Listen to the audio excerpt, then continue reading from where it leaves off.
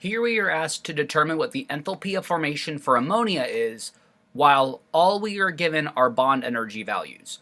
So we need to first start with the enthalpy of formation. So if we recall, we take all of our elements in their standard states, and we make sure that they are equivalent to 1 mole of NH3 gas. So of my elements I'm working with, I have nitrogen gas, which is naturally diatomic, and I have hydrogen gas, which is also naturally diatomic. So remember that with the enthalpy of formation, you are always going to have 1 mole of product. This means that you are allowed to have fractions as your molar coefficients for your reactants. So if you take a look here, I have 2 nitrogens on the left, but 1 on the right, which means I need to multiply that N2 gas by 1/2.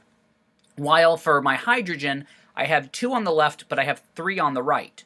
So I need to multiply this by 3/2. This is the only time that fractions are acceptable as our balanced reaction coefficients, because standard enthalpy of formation is explicit in 1 mole of product. However, this really doesn't help us out very much, because now that we have our coefficients, we've got to figure out what to do with it.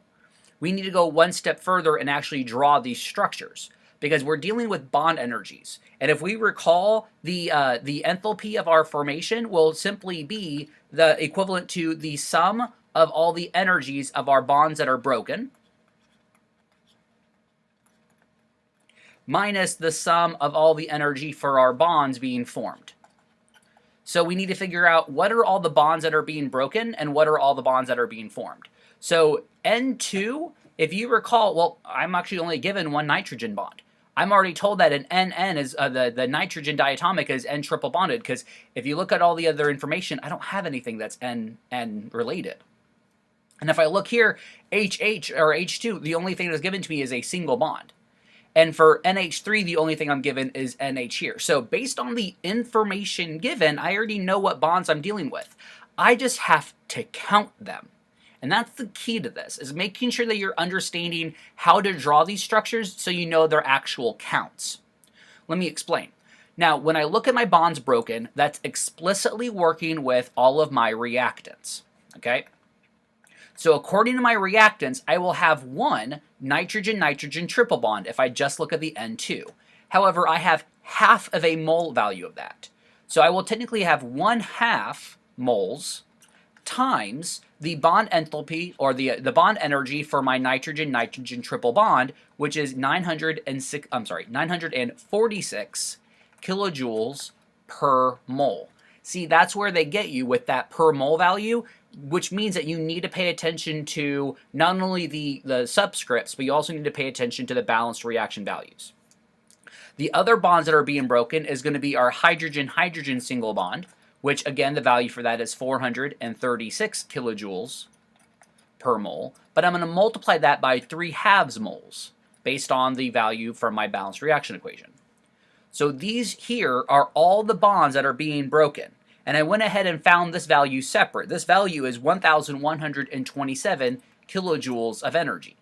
So it's going to take 1,127 kilojoules of energy once all of these bonds are being broken.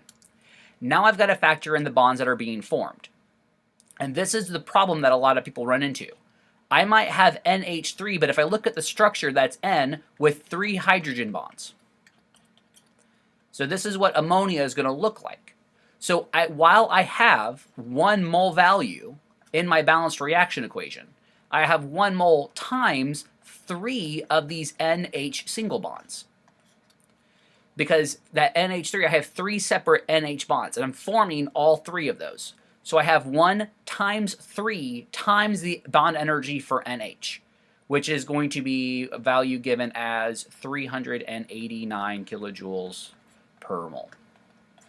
So this amount of energy of bonds, and the amount of energy required for bonds being formed is 1,167 kilojoules, which means that the enthalpy of formation here is a negative 40 kilojoules.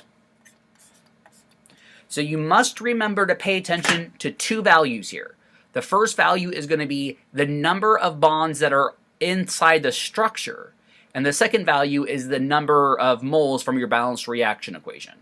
And for this particular problem, Enthalpy of formation stipulates that you only have 1 mole of product, so you are allowed to have fractional values as your molar coefficients in your reactants if they need to be there.